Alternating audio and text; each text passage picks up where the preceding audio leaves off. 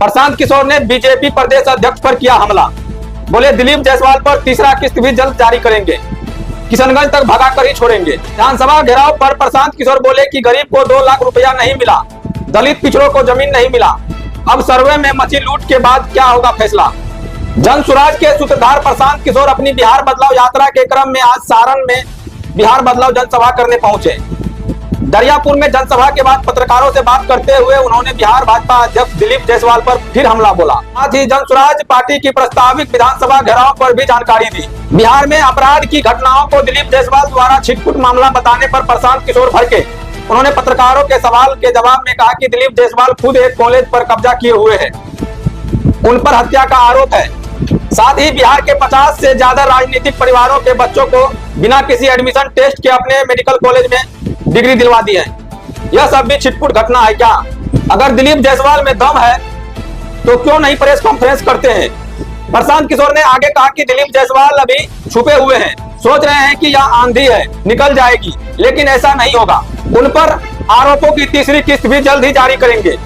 जब तक ये पद छोड़कर वापस किशनगंज नहीं भागेंगे तब तक इनको छोड़ने वाले नहीं है। प्रशांत किशोर द्वारा विधानसभा घेराव किए जाने के संबंध में पत्रकारों के द्वारा किए गए एक सवाल के जवाब में कहा कि नीतीश कुमार ने बिहार के प्रत्येक गरीब परिवार को 2 लाख रुपए देने का झांसा दिया था, वो आज तक नहीं मिला।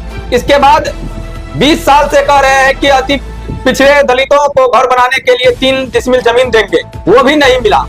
अब जमीन सर्वे पर जो लूट मची है, इन तीनों मुद्दों पर जन सुराज ने 1 करोड़ लोगों के बीच हस्ताक्षर अभियान चलाया था। तभी हमने निर्णय लिया था कि अगर मुख्यमंत्री हमसे नहीं मिलते हैं तो फिर विधानसभा घेराव करेंगे। आइए सुनते हैं जन सुराज के सूत्रधार प्रशांत किशोर क्या कुछ और बता रहे हैं मीडिया के सामने। दिलीप जायसवाल जो है कह रहे हैं कि छिटपुट घटनाएं हो रही हैं, जो भी अपराधी करते हैं और बदनाम करने के लिए कुछ माहौल बना रहे हैं। भाई दिलीप जायसवाल तो एक कॉलेज पर 25 साल से कब्जा किए हुए हैं, क्या वो भी छिटपुट घटना है? किसी का हत्या का उन पर आरोप है, क्या वो भी छिटपुट घटना है? बिहार में 50 से ज्यादा राजनीतिक परिवार के बच्चों को बिना किसी एडमिशन टेस्ट के मेडिकल कॉलेज में एडमिशन देकर डॉक्टरी की डिग्री दी गई है, ये भी छिटपुट घटना है। ये बिहार के लोगों को तय करने दीजिए। और अगर दिलीप जायसवाल में दम है तो पत्रकार वार्ता क्यों नहीं करते हैं? पत्रकारों के सामने क्यों नहीं बताते हैं? हत्या का जो आरोप है उसको दोबारा रीओपन कराएगी जन सुराज? बिल्कुल, हम लोग कोर्ट में मूव कर रहे हैं। ओपन रीओपन कराने की जरूरत नहीं है। हाईकोर्ट ने उसमें कहा है ये सीआईडी और सरकार की जवाबदेही है कि हत्या के आरोप की जांच करके रिपोर्ट सबमिट करे।